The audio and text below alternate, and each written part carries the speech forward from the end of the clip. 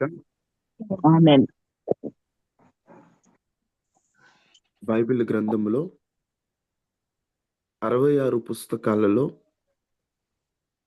యోనా గ్రంథము గూర్చి కొన్ని విషయాలు మనం తెలుసుకుందాము. యోనా గ్రంథము ఈ పుస్తకములో 4 అధ్యాయాలు మనకి కనిపిస్తాయి.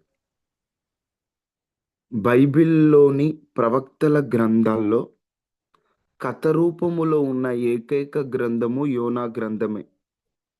అంటే ప్రవక్తలు వారు చాలా పుస్తకాలున్నాయి వారికి సంబంధించింది. ప్రవక్తల పుస్తకాలు యెషయా, యిర్మీయా, యెహెజ్కేలు, ఓబద్యా, యోవేలు, హోషేయ ఇలాగున్న ప్రవక్తల పుస్తకాలన్నిటిలో కథ రూపములో ఉన్నది యోనా గ్రంథమే.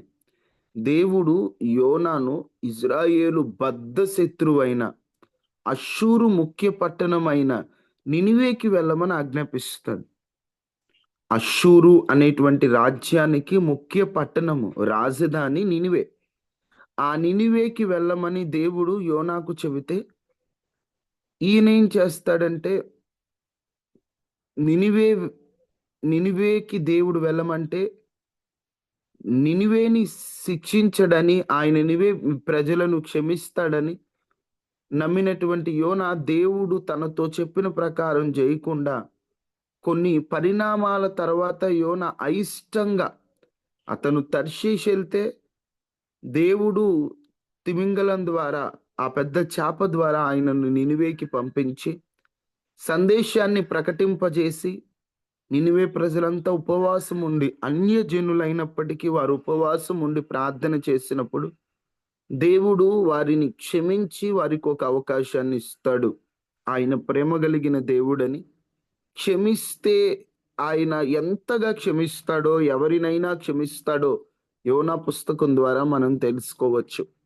ఈ యోనా గ్రంథములో 1వ అధ్యాయము 1 నుండి 17 అంతా యోనాని దేవుడు పిలవటం, నినివేకి వెళ్ళమంటే తర్షీషు బయలుదేరి వెళ్ళడం ఇవన్నీ జరుగుతాయి.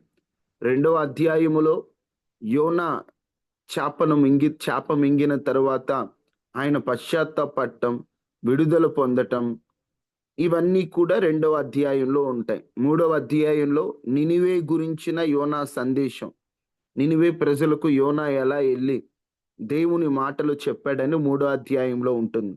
ఆ నినివే ప్రజల మీద దేవుని ప్రేమ కృప గురించి 4వ అధ్యాయంలో ఉంటుంది. యోనా గ్రంథం గురించి చెప్పాలంటే ఇది. నినివే అంటే ఇజ్రాయేలీయుల పట్టణం కాకపోయినా వారిని దేవుడు క్షమించి వారికి ఒక అవకాశాన్ని ఇస్తాడు. అది అష్షూరు రాజధాని. యోనా పుస్తకము గురించి ఒక మాటలో చెప్పాలంటే ఇది కథ రూపములో ఉంటుంది. యోనా కథ మనందరికీ బాగా తెలిసిందే. అది ఈ పూట మీతో చెప్పినటువంటి యోనా పుస్తకము గురించి. మిమ్మల్ని ఒక బైబిల్ ప్రశ్న అడిగి నేను వాక్యంలోకి వెళ్ళిపోతాను. పాత నిబంధనలో ఎడమ చేతి వాటము కలిగిన న్యాయాధిపతి ఎవరు? పాత నిబంధనలో ఎడమ చేతి వాటము కలిగిన న్యాయాధిపతి ఎవరు?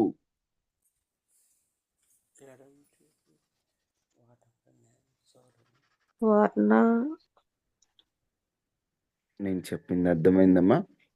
పాత నిబంధనలో ఎడమ చేతి వాటము కలిగిన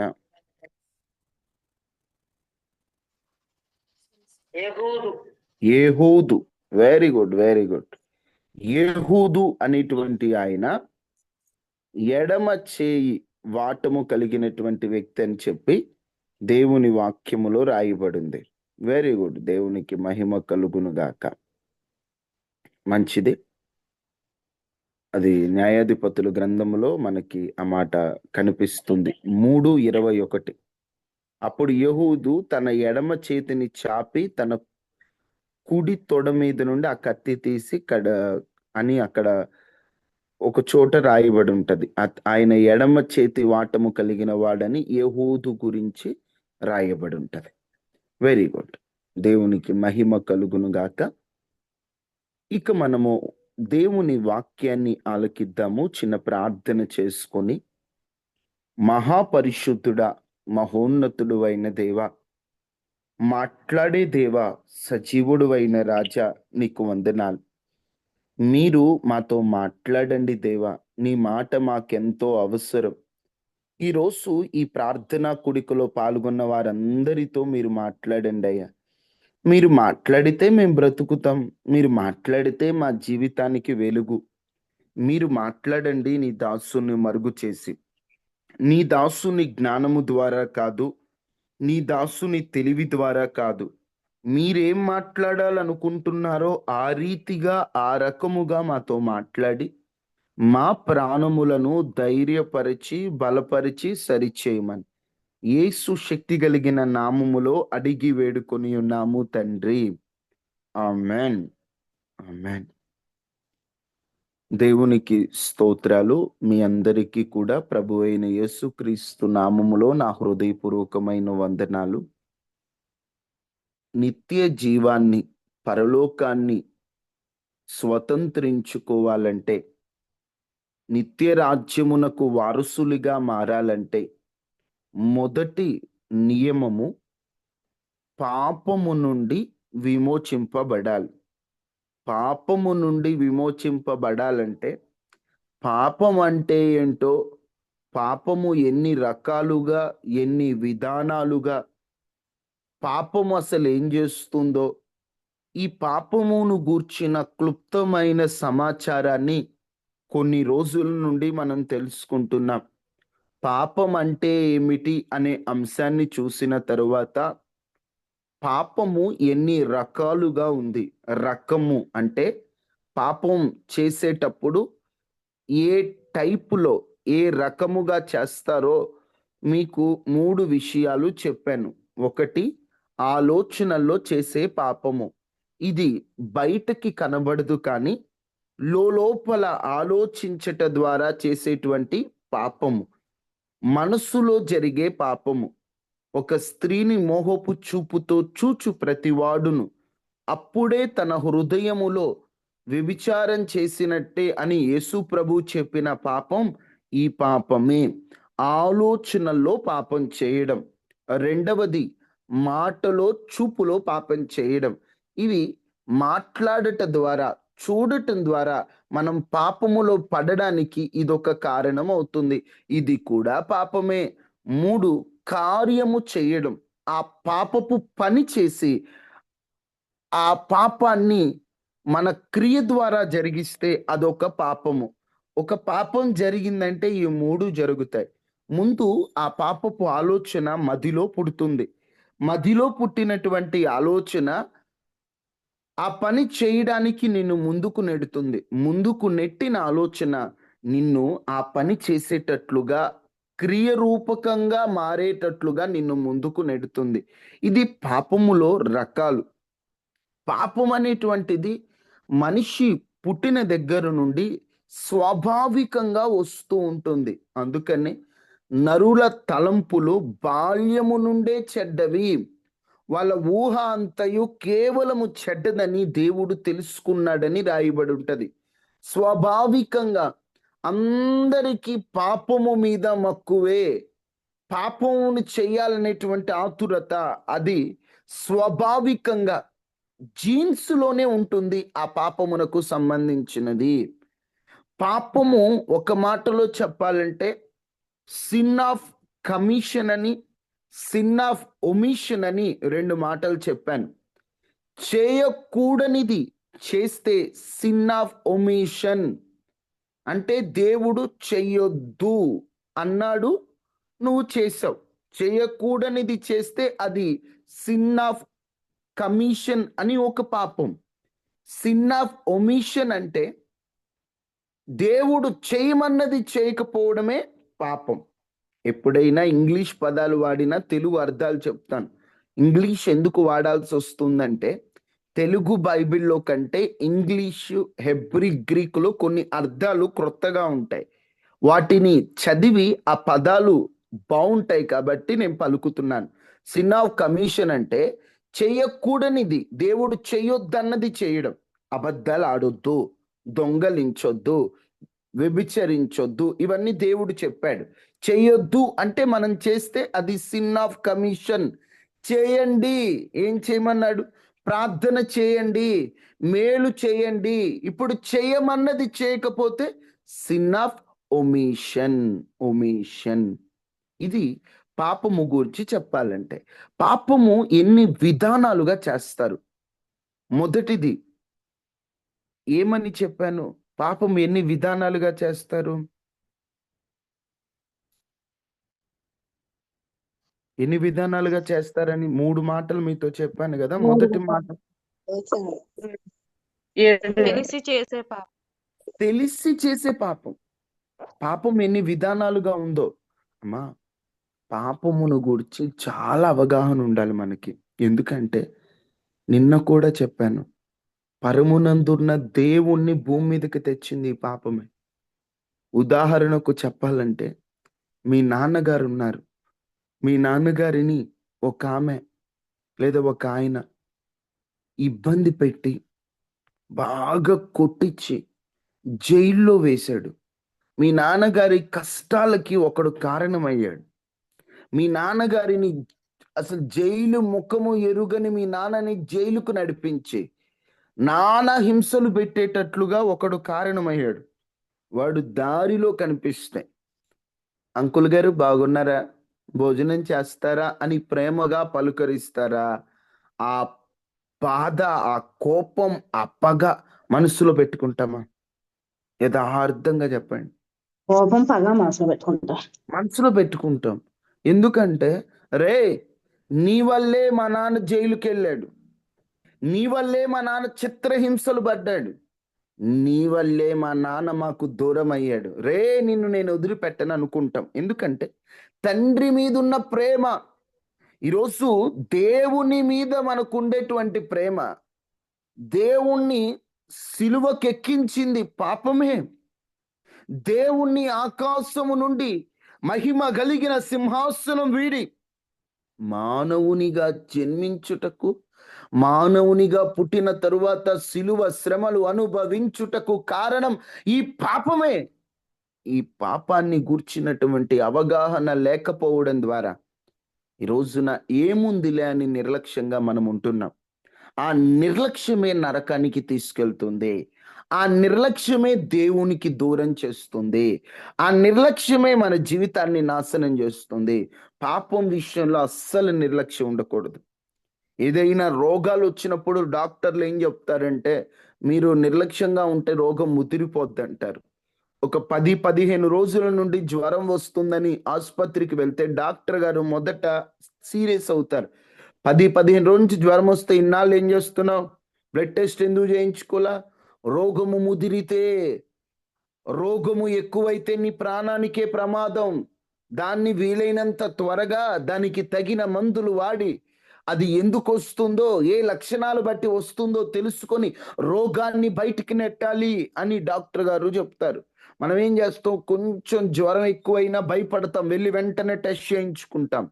ఈ లోకంలో తాత్కాలికమైనటువంటి రోగాలకే నువ్వు అంత భయపడుతున్నప్పుడు, ఈ లోకంలో రోగం వస్తే మహా అయితే మరణిస్తావు. మరణించిన తర్వాత మరొక జీవితం ఉంది. రోగంతో మరణిస్తే పరలోకం వెళ్ళొచ్చు, కానీ పాపముతో మరణిస్తే ఒక మరణం ఈ లోకమైతే, రెండవ మరణం నిత్య నరకము, అగ్ని గుండము. అక్కడ మండు గుండములో పడిపోతాం. అగ్ని ఆరక, పురుగు చావక, యుగ యుగాలు అల్లాడే ఆ నిత్య నరకానికి నువ్వు వెళ్లకుండా ఉండాలంటే పాపమును గూర్చిన అవగాహన, పాపం అంటే ఏంటో, పాపము ఎన్ని విధానాలుగా ఉందో, పాపము చేస్తే ఏ నష్టం వస్తుందో, పాపములో నుండి ఎలా బయటపడాలో, పరిశుద్ధతగా ఎలా తాపత్రయపడాలో నీవు ఇవన్నీ నేర్చుకోవాలి. అలా కాకుండా ఏముందిలే, ఏదో చెప్తున్నారు, వింటున్నాము, వెళ్ళిపోయాం అనుకుంటే, ఆ పాపం మీద అవగాహన లేకపోతే నిత్య నరకానికి వెళ్ళిపోతావు. నీ దగ్గర ఎంత ఆస్తున్నా, ఎంత గొప్పోడివైనా, నీ దగ్గర ధనమున్నా, బలమున్నా, బలగమున్నా, నీవు సరైన వ్యక్తివి కాకపోతే, పరిశుద్ధునివి కాకపోతే నిత్య నరకానికి వెళ్ళక తప్పదు. అందుకే పాపమును గూర్చిన అవగాహన ఉండాలి. డాక్టర్ గారు ఇదిగో నీకు షుగర్ ఉంది, స్వీట్ తినొద్దు అన్నారంటే ఏం చేస్తాం? స్వీట్ తింటాం మానేస్తాం. ఎందుకు? తింటే షుగర్ ఎక్కువైద్దేమోనన్న భయం. ఈ లోకంలో ఉన్న రోగాలకే అంత భయపడుతున్నప్పుడు దేవునికి ఎందుకు భయపడట్లేదు మనం? పాపం చేస్తే నరకానికి వెళ్తావు, పాపమును గురించి తెలుసుకో అంటే ఏముందిలే అని నిర్లక్ష్యంగా ఉండొద్దు. పాపము ఎన్నో విధానాలుగా ఉన్నాయి. వాటిలో మొదటిది తెలిసి చేసే పాపము. తెలిసి తెలిసి పాపం చేస్తున్నారు. నిన్న మీతో చెప్పాను, తెలిసి పాపం చేస్తే దేవుడు క్షమిస్తాడా? ఒకవేళ కనికరం కలిగిన దేవుడు కాబట్టి నిన్ను క్షమిస్తాడు, కానీ మచ్చ మిగిలిపోతుంది. దేవుడు క్షమిస్తాడు, కృప చూపిస్తాడేమో, ఎందుకంటే క్షమించలేడని నేను అనలేను. క్షమిస్తాడు, కానీ మచ్చ మిగిలిపోద్ది. వ్యభిచారం చేసే స్త్రీ అని, పాపాత్మురాలైన స్త్రీ అని, 7 దెయ్యములు పట్టిన మరి అని, వాళ్ళు పరిశుద్ధులుగా మారిన వారి పాపపు మచ్చ నేటికి లోకం వేలెత్తి చూపిస్తుంది. దేవుడు నిన్ను క్షమించిన నువ్వు ఒక పొరపాటు చేసినప్పుడు ఆ మచ్చ మిగిలిపోద్ది. కాబట్టి వీలైనంత మట్టు వరకు తెలిసి పాపము చేయకుండా మనల్ని మనము కంట్రోల్ చేసుకునేటువంటి కృపను దేవుని యొద్ద పొందుదాం. ఎందుకంటే తెలిసి పాపం చేస్తే స్వాభావికముగా బుద్ధిపూర్వకంగా మనం పాపం చేశామంటే తగిన శిక్ష అనుభవించక తప్పదు. అన్యునికైనా వానికి తెలియదు కాబట్టి దేవుని యొద్ద తీర్పుకు నిలబడినప్పుడు వాడు కాస్త తక్కువ శిక్షను అనుభవిస్తాడేమో. అన్నీ తెలిసి ఎరిగి ఎరిగి ఎరిగి ఎరిగి చెడిపోయిన మనం దేవుడు లెక్క అడిగినప్పుడు మన పరిస్థితి ఏంటో ఒకసారి ఆలోచించండి. 1 తెలిసి చేసే పాపం, 2 తెలియక చేసే పాపం, జ్ఞానం లేకపోవడం వల్ల పొరపాటున జరిగేటువంటి పాపము, తెలిసి చేసే పాపము, తెలియక చేసే పాపము, 3 రహస్య పాపము. ఎవరు చూడట్లేదు కదా, ఎవరికి కనబడట్లేదు కదా, నేనేం చేస్తున్నానో ఎవరికి ఏం తెలుసు, నేనేం చూస్తున్నానో, నేను ఎవరితో మాట్లాడుతున్నానో ఎవరు కనిపెట్టగలరు? ఈ రోజున మనిషి సీక్రెట్ లైఫ్ని ఎవరికి తెలియదు అనుకుంటున్నాడు. నా లైఫ్ సీక్రెట్, ఎవరికి తెలియదు. నేను ఎవరితో మాట్లాడుతున్నానో ఎవరికి తెలుసా? నేను ఎవరితో చాటింగ్ చేస్తున్నానో ఎవరు చూస్తున్నారు అనుకుంటారు. కానీ ఒకటి, ఎవరి కళ్ళు కప్పినా దేవుని కళ్ళు కప్పలేమని గుర్తుపెట్టుకోండి. దాచుకుంటే దాగదు సుమా. ఏదో దాచుకున్నాను ఎవరికి తెలియదు అనుకుంటే కుదరదు. మోషే ఒకతనిని చంపి ఐగుప్తీయుణ్ణి ఎక్కడ పాతి పెట్టాడు? ఇసుకలో పాతిపెట్టాడు. ఇసుకలో పాతి పెట్టాడు.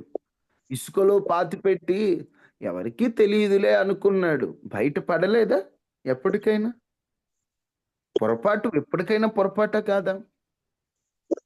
ఊరికి తెలియదులే అని అనుకుంటాం, కానీ సమయం వచ్చినప్పుడు అది బయట పడక తప్పదు. బహిరంగ బహిరంగ అవమానం కలుగుతుందండి రహస్య పాపానికి. జాగ్రత్త.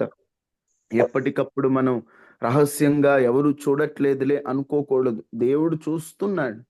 ఎవరికీ తెలియదు అనుకుంటారు కొందరు. అననీయ సప్పీరా అని భార్యాభర్తలు అబద్ధాలాడారు దైవజనునితో. ఎవరికీ తెలియదు అనుకున్నారు. ఇద్దరు ఒకరికి తెలియకుండా ఒకరు, భర్త చనిపోయాక భార్య చనిపోయింది. దేవుని కళ్ళు కప్పగలమా? దేవుడు చూడట్లేదా? రహస్య పాపాలు రహస్యంగా ఎవరికి తెలియని సీక్రెట్ లైఫ్ అనుకుంటున్నారు మనిషి. నువ్వు ఎక్కడికైనా పారిపోగలవేమో గాని దేవుని యొద్ద నుండి పారిపోలేవు. ఏ తప్పు చేసినా రహస్యంగా చేసేటువంటి పాపం ఎవరికీ తెలియదు అనుకుంటాం, కానీ ఖచ్చితంగా అది బయటపడే రోజు ఒక రోజు ఉంటుంది. అందుకని రహస్య పాపాలను విడిచిపెడదాం. ఆ రహస్య పాపాలు దేవుణ్ణి మనం చూడనివ్వదు. భక్తుడేమన్నాడు? 90వ సంకీర్తన 8లో ఏమన్నాడు? నీ ముఖ కాంతిలో నా రహస్య పాపాలు కనిపిస్తున్నాయి అన్నాడు. అంటే దేవా, నీ ముఖాన్ని చూడనీయకుండా నా రహస్య పాపం అడ్డుగా ఉందన్నాడు. నువ్వు రహస్యంగా పాపం చేస్తే అలాగనే ఉంటుంది. దేవుని ముఖాన్ని నీకు మరుగు చేస్తుంది. అందుకని ఇప్పటికైనా రహస్య పాపాలను విడిచిపెడదాం. 3 రహస్య పాపము. 4 అహంకారముతో చేసేటువంటి పాపం. అహంకారముతో చేసేటువంటి పాపం. చూడండి, కీర్తనలు 19వ 19వ సంకీర్తన 13వ చరణం.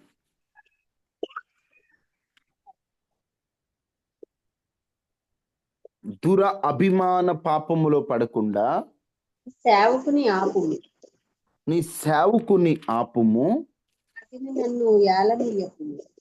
వాటిని నన్ను ఏలనీయకము. నేను యథార్థవంతుడనై అప్పుడు నేను యథార్థవంతుడనై ద్రోహము చేయకుండా అధిక ద్రోహము చేయకుండా రహితుడనగుదును. నిందారహితుడు నగుదును.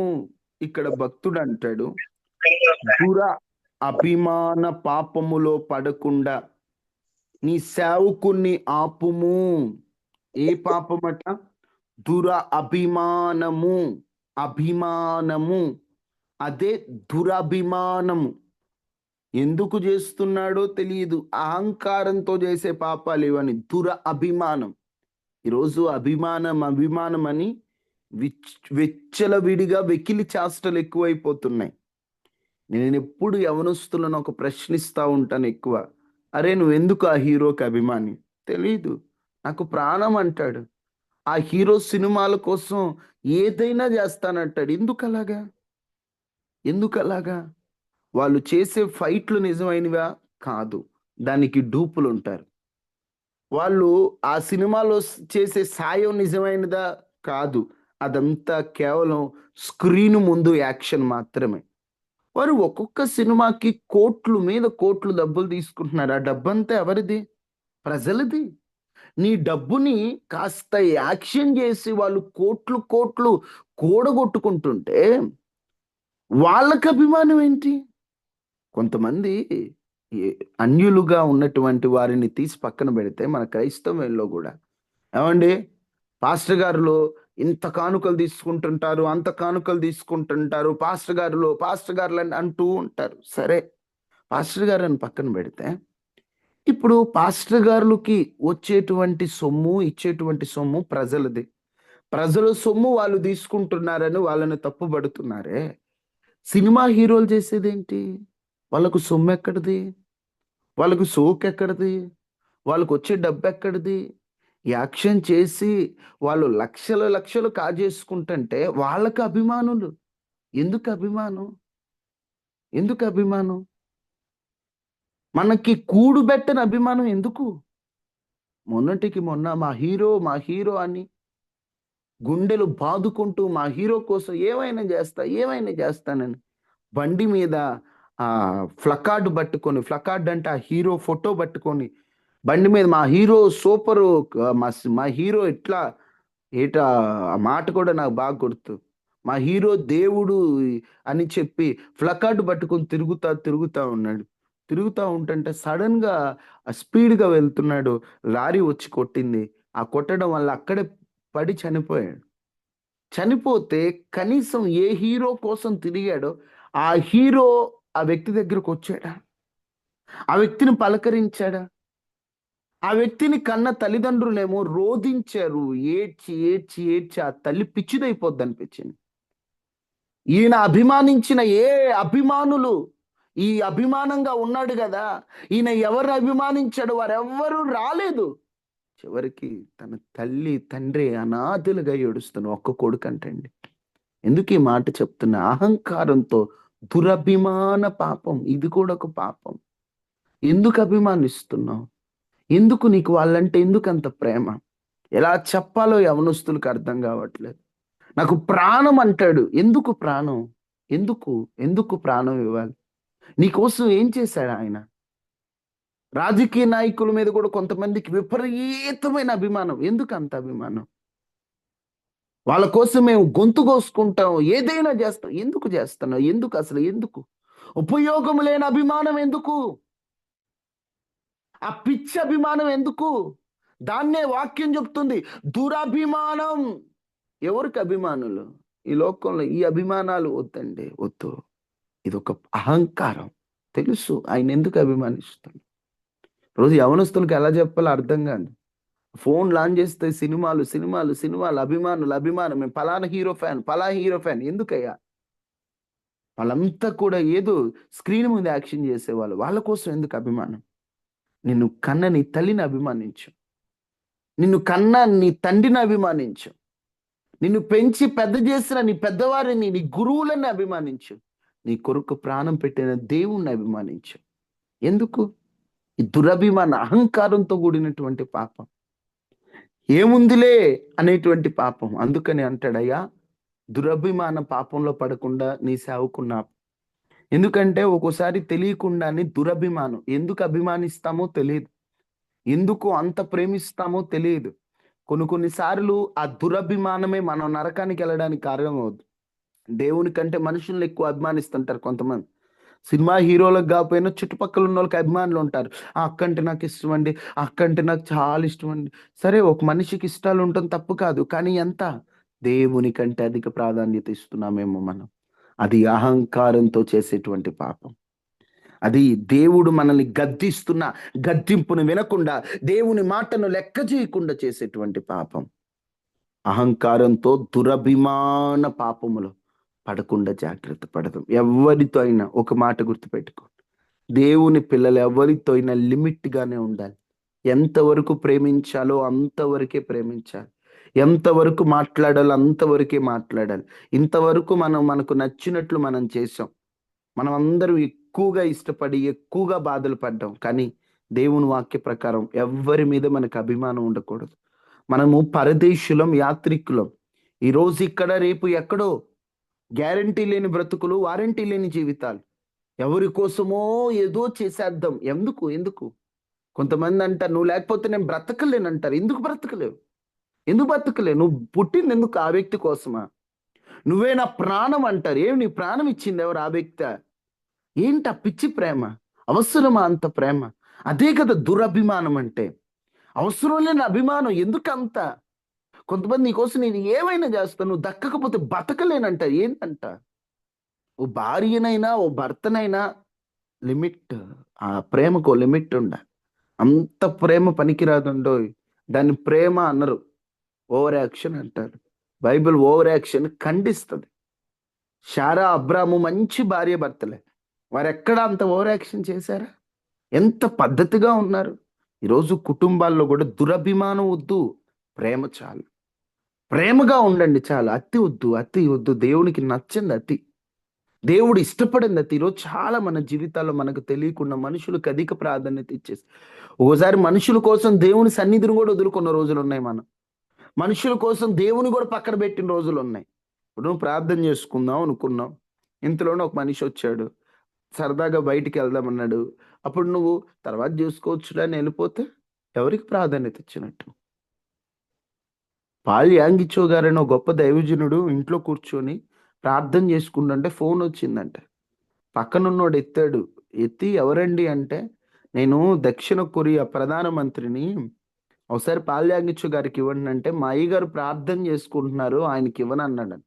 నేను ప్రధానమంత్రిని బాబు, మినిస్టర్ని, ఆయనకి ఇవ్వని చెప్పేసి అంటే, నువ్వు మినిస్టర్ బాబు వచ్చు, కానీ మా అయ్యగారు ఏం చెప్పారంటే, ఎవరు ఫోన్ చేసినా ఇవ్వద్దు అన్నాడు. తర్వాత కొంతసేపటికి ఆయన ప్రార్థన అయిపోయాక చెప్పారు, ఇలా ప్రధానమంత్రి గారు ఫోన్ చేశారంటే, ఆయన మళ్ళీ తిరిగి రిటర్న్ కాల్ చేశాడు. ఏంటి సార్, మీ వాడు ఇలా మాట్లాడాడు, నేను ఫోన్ చేసినప్పుడు నాకు ఇవ్వలేదంటే, సార్ నువ్వు ఈ లోక ప్రధానమంత్రి అవ్వచ్చు, కానీ నేను ప్రధానులకే ప్రధానితో మాట్లాడుతున్నాను, క్షమించండి సార్, నన్ను ఇప్పుడు చెప్పండి అన్నాడట. వాళ్ళెంత ప్రభు కొరకు ఎంత సమర్పణ. ఈరోజు చిన్న పని పడంగానే మనం ఏం చేస్తాం అంటే, ప్రార్థన పక్కన పెట్టేస్తాం, చర్చి పక్కన పెట్టేస్తాం, ఆదివారం సన్నిధిని పక్కన పెట్టేస్తాం, దేవుణ్ణి అలా ఈజీ పక్కకు నెట్టేస్తాం. మనకేందంటే చివరి ఆప్షన్ దేవుడు. దేవుణ్ణి చివరి ఆప్షన్ గా ఉంచుకున్నామంటే మనం ఎప్పుడు చివరిలోనే ఉంటాం. దేవుణ్ణి మొదటి ఆప్షన్ గా పెట్టుకో. మొదట అడుగే దేవునిలో వేయి. నువ్వు అన్నిటిలో ప్రధానుడిగా మొదటిగా ఉండబోతున్నావు. దేవుని దీవెన మొదటిగా పొందుతావు. దేవుణ్ణి వెనకేస్తే మనకు అన్ని వెనక్కి వెళ్ళిపోతాయండి. నిజంగా దేవునికి ముందు ప్రాధాన్యత ఇవ్వు, అన్నీ నీ వెనకుంటాయి. ఎప్పుడూ చెప్తా, యెహోవా నా కాపరి, ఆయన నాకు కాపరిగా ఉండి ఆయన వెనుక నేనుంటే, నా వెనుక ఏముంటే, నేను బ్రతుకు దినములన్నీయు క్షేమములే నా వెంట ఉంటాయి. నేను ఆయన వెంట ఉంటే అవి నా వెంట ఉంటాయి. దురభిమానం వద్దు, ఎవరిని అభిమానించద్దు. లిమిట్ అలా వెళ్ళిపోండి. దురభిమాన అహంకారముతో కూడిన పాపంలో మనం పడిపోతున్నామేమో. 4 అహంకారంతో చేసే పాపం, దేవుని కంటే అధిక ప్రాధాన్యత ఇచ్చి దురభిమాన పాపం. 5 హృదయములో జరిగే పాపం, హృదయపు పాపం. ఒక పాపం చేసినప్పుడు బయటకి కనిపించకపోయినా లోపల మనస్సులో పదే అది మనస్సులో పెట్టుకొని చేసే పాపం అది. మత్తయి సువార్త 15:19 చూడండి. మత్తయి సువార్త 15:19. దురాలోచనలు, నరహత్యలు, వ్యభిచారములు, వేశ్య గమనములు, దొంగతనములు, అబద్ధ సాక్ష్యములు, దేవదూషణలు హృదయములో నుండియే వచ్చును. ఇక్కడ యేసుక్రీస్తు ప్రభువారు ఒక సందర్భంలో వారు శిష్యులు చేతులు నీటిగా కడుక్కోవట్లేదు, వారంతా కూడా ఎలా పడితే అలా ఉంటున్నారు అని చెప్పి మాట్లాడితే యేసుక్రీస్తు ప్రభువారు అంటారు, నోటిలోనికి పోవునదంతయు కడుపులో బడి బహిర్భూమిలో విడవబడును గాని.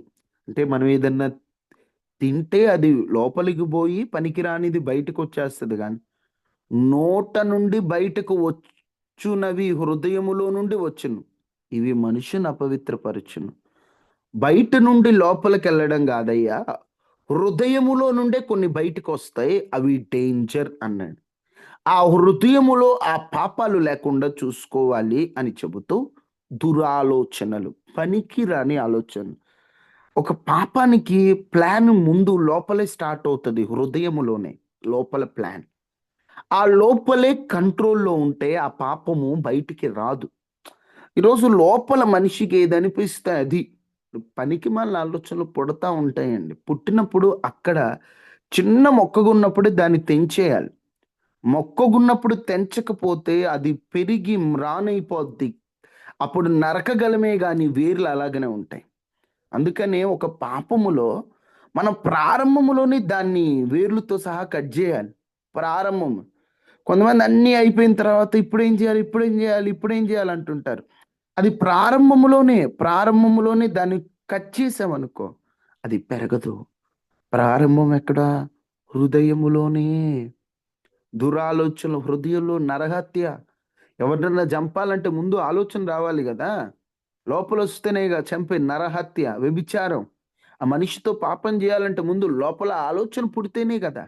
ఆలోచన లేకుండా తిరగరు కదా పనికి మాలిన తిరుగుళ్ళు. వేశ్య గమనములు అంటే వేశ్యలుండే చోటుకు వెళ్ళడం. పనికి మాలిన స్త్రీ వాళ్ళ దారి గమనాన్ని ఎన్నుకొని ఆ వెళ్ళకూడని ప్రదేశాలకు వెళ్ళడం, మనది కానిది తీసుకోవడం, అబద్ధ సాక్ష్యాలు పలకడం, దేవుణ్ణి దూషించడం, ఇవన్నీ హృదయములో నుండే వచ్చును. అందుకే నీ హృదయములో జరిగే పాపాన్ని కూడా నువ్వు శ్రద్ధ పెట్టాలి. ఎవరు మన తలంపులు చూడర్లే, మన ఆలోచనలు చూడర్లే, ఏం చేసినా ఏం కాదులే అనేటువంటి ఆలోచన మనకు ఉండకూడదు. ఎవరి కళ్ళు కప్పినా ప్రభు కళ్ళు కప్పలేమని దృష్టిలో పెట్టుకొని మనం జాగ్రత్త పడదాం. 5 హృదయములో జరిగే పాపం. 6 దానియేలు 9:5. దానియేలు గ్రంథము 9వ అధ్యాయము 5వ వచనం. మేమైతే నీ దాసులకు ప్రవక్తలు నీ నామమును బట్టి మా రాజులకును మా అధిపతులకును యోదయ దేశ జనులందరికీ చెప్పిన మాటలు ఆలకింపక నీ ఆజ్ఞలు నీ విధిని అనుసరించటమాని పాపులమును దుష్టులమునై చెడుతనమును ప్రవర్తించుచు తిరుగుబాటు చేసిన వారము అన్నాడు. అంటే సామూహికంగా, సామాజికంగా అందరూ కలిసి చేసేటువంటి పాపాన్నే ఇక్కడ పబ్లిక్ సిన్ అంటే అందరికీ తెలిసిపోద్ది, అందరికి కనబడేటట్టు. కొన్ని పాపాలు కొంతమంది సీక్రెట్ కాదు, ఏముందిలే అని బరి తెగించి బయటకు చేస్తారు. అదే గోనెపట్ట కట్టుకొని దానియేలు ఉపవసించి మాట్లాడుతున్న మాటలు అవి. అయ్యా, నీ ఆజ్ఞలు నీ విధులు అనుసరించటం మానేం. నీ మాట వినలేదు. పాపులమయ్యా, దుష్టులమయ్యా, చెడుతనం ప్రవర్తించి తిరుగుబాటు చేశాం. అందరికీ కనబడేటట్లు చేసే పాపం. అందరూ చూస్తున్నారు. ఈరోజు మనిషి ఏంటంటే, ఆ మనిషి చేశాడుగా, నేను చేస్తే ఏమైంది? ఆ పాస్టర్ గారు చేశారంటగా, ఆ విశ్వాస చేసిందంటగా. ఒకటి గుర్తుపెట్టుకోండి, పాపం విషయంలో సేవకుడైనా విశ్వాస అయినా, గొప్పోడైనా చిన్నోడైనా దేవుని దృష్టిలో అందరూ ఒకటే. వాడు చేశాడు కాబట్టి నేను చేశాను అని నువ్వు అన్నావంటే నీకు ఇంకా శిక్ష పెరుగుద్ది. ఎందుకంటే నీది నీదే. తీర్పు దేవుడు లెక్కడిగేటప్పుడు ఎవరిది వాళ్ళదే అడుగుతాడు. పక్కింటోళ్ళది ఎదురింటోళ్ళది అడగద్దా? ఇప్పుడు ఒకవేళ వాళ్ళు దేవునిలో ఉండి పాపం చేస్తే వారికి శిక్ష అధికంగా ఉంటుంది. అది వాళ్ళకు చూసుకుంటాడు. ఎవరి లెక్క వాళ్ళదే. వాళ్ళను బట్టి నువ్వు పాపం చేస్తే నువ్వు డబల్ శాపాన్ని పొందుతున్నట్లే కదా. అందుకని సమాజపు పాపాలు అంటే అందరూ చూస్తూ ఏముందిలే అనేటువంటి ఆ సామాజికంగా చేసే పాపాలను మనం విడిచిపెట్టాలి. ఎవరో పాపంలో ఉన్నారు కాబట్టి నేను ఉన్నాను, ఎవరో తప్పు చేశారు కాబట్టి నేను చేశాను, ఎవరో దారి తప్పారు కాబట్టి నేను తప్పాను, ఇవన్నీ కాదు. నువ్వు ఎలా ఉన్నావు, నీకు దేవుడు ఏం చెప్తున్నాడు, నువ్వు వాక్యాన్ని నేను నేర్చుకుంటున్నావు. ఇది మనం ఏంటంటే ఒక చోటుకి వెళ్ళినప్పుడు వాళ్ళు ఎట్లున్నారు మన గురి అది కాదండి. మన గురి అది కాదు. ఒకరోజు ఒక సంఘంలో ఒక ఆమె పాస్టర్ గారి దగ్గరికి వచ్చిందండి. పాస్టర్ గారు, సంఘంలో ఉన్న వాళ్ళందరూ నీతిగా లేరండి. మీరైతే నీతిగానే ఉన్నారు, వాక్యాలు చెప్తున్నారు. వాళ్ళెవరు పరిశుద్ధంగా లేరు. వాళ్ళని చూస్తుంటే నాకు పరిశుద్ధంగా ఉండబట్టి కావట్లేదు. వాళ్ళెవరు నీతిగా లేరండి అని చెప్పి పాస్టర్ గారికి వచ్చి కంప్లైంట్ ఇస్తాం. పాస్టర్ గారు ఉండి, సరే అమ్మా, ఒక గ్లాస్ వాటర్ తీసుకొని ఆ గ్లాస్ వాటరు డ్రాప్ కూడా కిందకు బానీయకుండా చర్చి చుట్టూ తిరిగి నా దగ్గర తీసుకురా అన్నాడు. ఏం పాస్టర్ గారు ఇలా చెప్పారండి? గ్లాస్ వాటర్ తీసుకొని చర్చి చుట్టూ తిరిగి ఎక్కడ ఒక డ్రాప్ కింద పడిద్ది అని జాగ్రత్త పట్టుకొని డ్రాప్ కూడా చుక్క కూడా కింద పడనీయకుండా మొత్తం తిరిగి చివరికి పాస్టర్ గారి దగ్గరికి వచ్చింది. పాస్టర్ గారి దగ్గరికి వచ్చాక పాస్టర్ గారు, ఒక చుక్క కూడా బయటికి పోలేదండి అన్నదట. వెరీ గుడ్ అమ్మా, చర్చిలో ఎవరెవరు ఉన్నారు చూసావా అని అడిగారట. అయ్యో లేదు పాస్టర్ గారు, నేను వాటర్ తీసుకొచ్చే క్రమంలో ఆ వాటర్ ఎక్కడ పడిపోతాయని చూస్తున్నాను, చర్చిలో ఎవరున్నారు చూడలేదు అందంట. చర్చిలో ఎవరైనా మాట్లాడినబడ్డి అమ్మా? లేదండి, నేను వాటర్ తీసుకొచ్చే క్రమంలో ఉన్నాయి, గమనించలేదు అందట. అప్పుడు పాస్టర్ గారు పక్క నవ్వి, ఇదే చేయమ్మా అన్నాడట. దాని అర్థం ఏమిటంటే, నువ్వు దేవుని సన్నిధికి వస్తున్నప్పుడు నీ ఆత్మీయ జీవితం తొట్టిల్లిపోకుండా నీ ఆత్మీయ జీవితం దీని మీద దృష్టి పెట్టాలి. కానీ వాళ్ళు ఇటు చేశారు, వీళ్ళు వాళ్ళతో నీకెందుకు? నువ్వు వస్తున్న క్రమం ఏంటి? ఈరోజు సామాజికంగా చేసే పాపాలు ఎక్కువైపోతున్నాయి. వాళ్ళని బట్టి వీళ్ళు, వీళ్ళని బట్టి వాళ్ళు, వాళ్ళు చేశారు కాబట్టి నేను చేస్తాను. వద్దు, తీర్పు ఎవరికన్నా ఒకటే. ఇప్పుడు అందరు 99 మంది తప్పు చేశారు కాబట్టి నేను చేశానంటే కుదరదు. 99 మంది శిక్ష ఉంది. నువ్వు చేస్తే 100 వాడికి కూడా శిక్ష పడుద్ది. అందుకని సామాజికంగా చేసేటువంటి పాపాల నుండి మనం విడుదల పొందాలి. పాపం ఎన్ని విధానాలుగా చేయొచ్చు అంటే, ఒకటి సీక్రెట్ సిన్ అయితే, మరొకటి పబ్లిక్ సిన్. పబ్లిక్లో ఎవరు చూస్తున్నారు, ఎవరు పట్టించుకోవట్లేదు. ఈరోజు పాపం ఏముంది లేని ఒక ధీమా అయిపోయింది. అందరి ముందే పాపం చేసేస్తున్నారు. అందరి ముందే చేయరాని పనులు, మాట్లాడకూడని మాటలు ఇష్టానుసారంగా తయారైపోతున్నారు. పబ్లిక్ ఏమనరేమో కానీ ప్రభు ఒప్పుకోడు. ఈ సోషల్ మీడియా వచ్చిన దగ్గర నుంచి పబ్లిక్లో పాపాలు ఎక్కువైపోతున్నాయి. ఇష్టానుసారంగా స్త్రీలు, పురుషులు రీల్స్ అని అసహ్యంగా పబ్లిక్లో పిచ్చి పిచ్చిగా ప్రవర్తిస్తున్నారు. ఏముంది, ఎవరేమనరు, పబ్లిక్ ఏమనరు, పబ్లిక్ ఇదేముంది? ఎందుకంటే పబ్లిక్ అదే కోరుకుంటున్నారు. ఒక ఆమె అదే చెప్తుంది, మంచి రీల్స్ తీస్తుంటే ఎవరు చూడట్లేదు, అందుకే నేను పనికిమాలిన రీల్స్ తీస్తున్నా, ఒంటి మీద సరిగ్గా వస్త్రము లేని రీల్స్ తీస్తున్నా, భలే చూస్తున్నారంటుంది సిగ్గు శరం లేకుండా. ఈరోజు మనుషులు అలాంటివి ఇష్టపడుతున్నారు, అలాంటివే కావాలని కోరుకుంటున్నారు. అందుకే నేను అట్టే చేస్తాను అన్నావు అనుకో, మనుషుల ముందు గొప్ప అనిపించుకోవచ్చు, మనుషులు లైక్లు వస్తాయేమో కానీ దేవుడి దగ్గర నుండి డిస్లైక్ వస్తుంది. దేవుడికి లైక్ నచ్చవవి, దేవుడు ఒప్పుకోడవి. దేవుడికి నచ్చేటట్లు ఉండడానికి కష్టపడాలి. కానీ ఈ మనుషులేంటి, లైక్ కొట్టిన మనుషులే ఎప్పుడు నీకు డిస్లైక్ చేస్తారు. ఈరోజు నేను ఇష్టపడ్డారని ప్రతిసారి ఇష్టపడరు. అందుకని జాగ్రత్తగా సామాజికంగా చేసేటువంటి పాపాల నుండి విడుదల పొందాలి. సామాజికంగా చేసేటువంటి పాపాల నుండి మనం విడుదల పొందాలి. అది గుర్తుపెట్టుకోండి. 6 విధానాలు, పాపం 6 విధానాలుగా చేస్తారు, 6 విధులుగా. ఏంటవి? 1 తెలిసి చేసే పాపము, 2 తెలియక చేసే పాపము, 3 రహస్యంగా చేసే పాపము, 4 అహంకారంతో దురభిమానంతో చేసే పాపము. 5 హృదయముతో చేసే పాపము. 6 సామూహికంగా అంటే సమాజంగా చేసేటువంటి పాపము. అందరికీ తెలిసేటట్లు చేసేటువంటి పాపం. ఈరోజు పాపం యొక్క ఎన్ని విధానాలుగా చేస్తారో కూడా మనకి దేవుని వాక్యంలో ఉంది కదా. ఇంకా చెప్పాలంటే ఆ పాపము అంటే ఏమిటిలో వ్యభిచారం, పరిశుద్ధత లేకపోవడం, విగ్రహారాధన, అమాంత్రికత్వం అలాగన గలతీ 5, 19, 20, 21లో కూడా చాలా పాపాలు రాయబడి ఉంటాయి. అవన్నీ మనందరికీ తెలుసు. ఇప్పుడు పాపం ఎన్ని విధానాలు మనం చూసాం. రేపు అసలు ఈ పాపాన్ని చేయొద్దు, ఈ పాపం ఇలా అలా అని ఎందుకంటారు? అసలు పాపం ఎందుకు అంత డేంజర్? చిన్న పాపమైనా ఎందుకు అంత వద్దు, వద్దు, వద్దు అని అంత ఖండిస్తారు, అంత గద్దిస్తారు? ప్రభు చిత్తమైతే రేపటి రోజున మనం ధ్యానం చేద్దాం. అందరూ తలలు వంచండి, ప్రార్థన చేసుకుందాం. మహాపరిశుద్ధుడా, మహోన్నతుడు అయిన దేవ, కృపా సత్య సంపూర్ణుడా, కృపగలిగిన రాజానికి వందనాలు. నిజమే, పాపం ఎన్ని విధానాలుగా ఉందో మాకు చెప్తున్నారు. నిజమే, ఇన్ని విధాలుగా పాపం చేస్తారా ఒక వ్యక్తి పాపం చేసేటప్పుడని మాకు అర్థమయ్యేటట్లు మీరు మాకు తెలియచేసినందుకు వందనాలు అయ్యా. మీరు మాతో మాట్లాడిన మాటలు బట్టి స్తోత్రాలు. పరిశుద్ధత మాకు ఇచ్చి పరిశుద్ధతను నేర్పండి. ఈరోజు ఈ ఉదయకాల ప్రార్థనలు పాల్గొన్న వారందరి చుట్టూ మీ కంచి వేయండి అయ్యా, మీ కాపుదలను అనుగ్రహించండి అయ్యా. అయ్యా, ఒక్కొక్కరు ఒక్కొక్క సమస్యతో ఉన్నారు. ఆ సమస్యను మీరు తీర్చండి అయ్యా. వారి ఇబ్బందులు తొలగించండి, వారి నష్టములు తీర్చండి. ప్రతి ఇంటి చుట్టూ కంచి వేయండి. వైరస్లు, ప్రమాదాలు, అనారోగ్యాలు తొలగించండి. మాకు కలిగి వాటి చుట్టూ మీ కంచి వేయండి. సమాధానం, సంతోషం, నెమ్మది, ఆనందం మీరు అనుగ్రహించండి. నీ పిల్లల పక్షాన మీరు ఉండండి. దయించండి అయ్యా, కృప చూపించండి అయ్యా. కరుణామయుడువు నీవయ్యా, నీవు తప్ప మాకెవరున్నారు దేవా? నీవే మాకు ఆధారం కదయ్యా, నీవే మాకు ఆశ్రయం కదయ్యా. నీ వైపు చూస్తుండగా మమ్మల్ని కనికరించమని. చేతి పనుల్లో అయ్యా, పంట పొలాల్లో అన్నిటిలో కూడా అయ్యా, కష్టాజీతంలో, జాబుల్లో అన్నిట్లో మీరు తోడుగా ఉండి నీ బిడ్డల చుట్టూ మీ కంచి వేసి కాపాడమని. నాయనా మీకు వందనాలు. దయ చూపగలిగిన దేవుడవు అయ్యా, నీకు అసాధ్యమైంది ఏమీ లేదు అయ్యా. మీరు కృప చూపించేటువంటి దేవుడవు, సహాయం చేసేటువంటి దేవుడవు, ఆదరించేటువంటి దేవుడవు, ఆదుకునేటువంటి దేవుడవు. మీ కృప చూపించి సహాయం చేయమని. నీ బిడ్డల పక్షాన మీరుండి గొప్ప కార్యం చేయమని.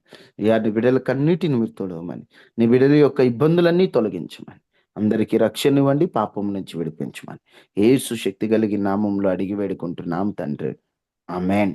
ఆమేన్. తండ్రి అయిన దేవుని ప్రేమ, కుమారుడైన యేసుక్రీస్తు వారి కృప, పరిశుద్ధాత్మ నుండి సహవాసం మనకి మన కుటుంబాలకి ఎల్లప్పుడూ ప్రభు కృప తోడైండును గాక. ఆమేన్. ఆమేన్.